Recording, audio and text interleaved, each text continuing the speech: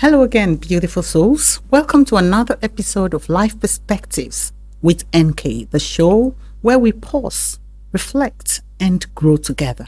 Over the last two episodes, we talked about self-awareness, knowing yourself deeply, and then we explored your triggers, emotions, and patterns in the mirror within. Still in the series, Building a Personal Brand. Hashtag Foundation to Building a Strong Personality.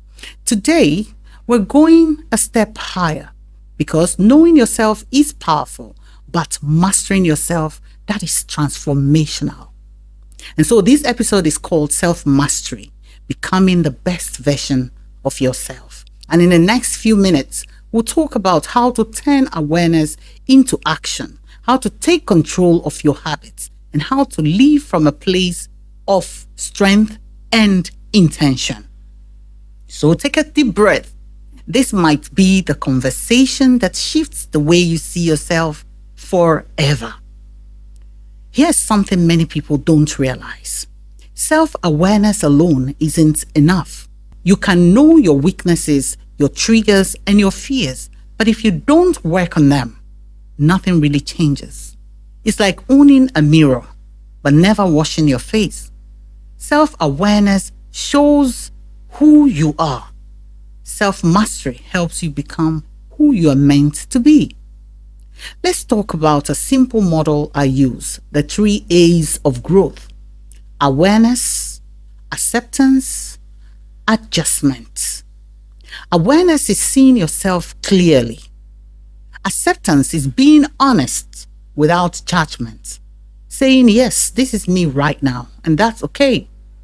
And adjustment is taking intentional steps to improve.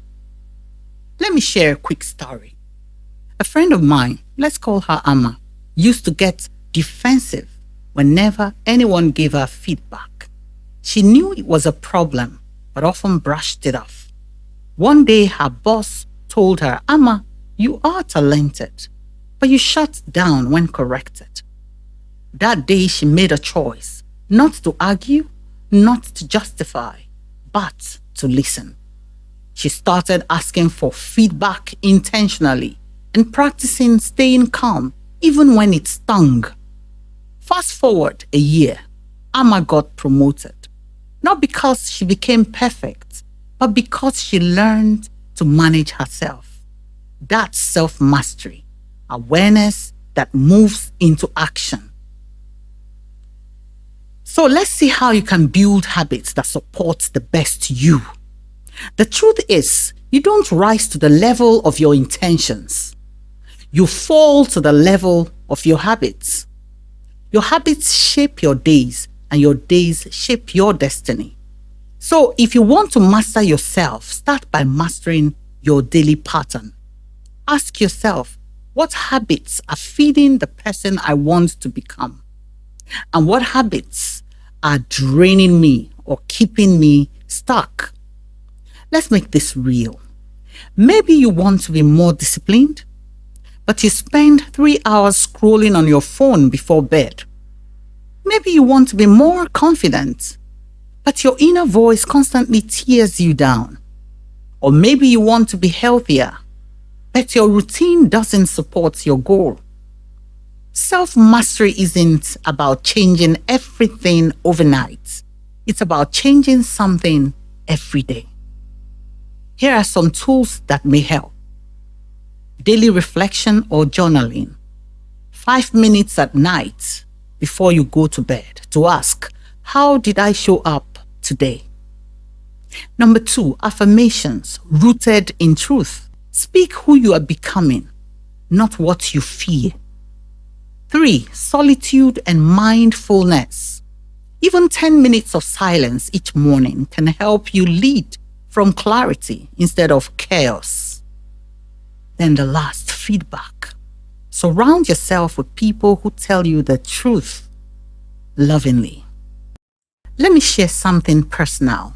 There was a time I used to overwork, constantly doing, never resting. It looked like drive, but really, it was fear of not being enough. Through reflection and journaling, I discovered that busy had become my way of avoiding my emotions. So I started a new habit: rest with purpose. Every week, I schedule quiet time, not to escape, but to recharge. That small habit shifted everything. That's the power of mastering yourself. Not through perfection, but through intentional repetition. And so let's talk about something closely tied to self mastery: emotional intelligence. Emotional intelligence is your ability to understand and manage your emotions and to understand others' emotions too. You can't master life if you can't master your emotions. Here's the truth: the most successful people aren't just the smartest, they are the ones who stay centered under pressure. Think about Nelson Mandela, 27 years in prison, yet he came out calm, wise, and compassionate. That's emotional intelligence in its highest level: the ability to stay calm even in the storm. Here's how you can start building yours. That is your emotional intelligence. Number one, self-regulation. Don't react impulsively. Take a breath before responding. Number two, empathy. Try to understand what others feel, not just what they say. Three, motivation. Keep your why in front of you when things get tough. And last, social awareness. Read the room, understand the energy, and respond wisely. The more emotionally intelligent you become, the more power you have over your world, not to control others, but to lead yourself with grace. We're on to our practical segment, and here's your self-mastery practice for this week. Set one self-mastery goal, something small but powerful. Maybe it's, I'll speak more kindly to myself today. I'll spend 10 minutes reflecting instead of scrolling.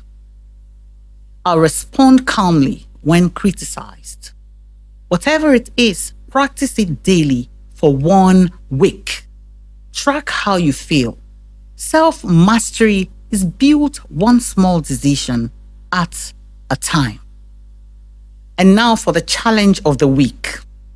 Describe the person you are becoming, not who you are today, but who you are evolving into. In 3 words, describe who you are evolving into. Maybe it's calm, confident, compassionate. Maybe it's disciplined, intentional, and kind. Hold those words close. Leave them daily, because you're not just a work in progress, you are a masterpiece in motion. Thank you for joining me today on Life Perspectives with NK. Remember, awareness shows you who you are. Mastery shapes who you become.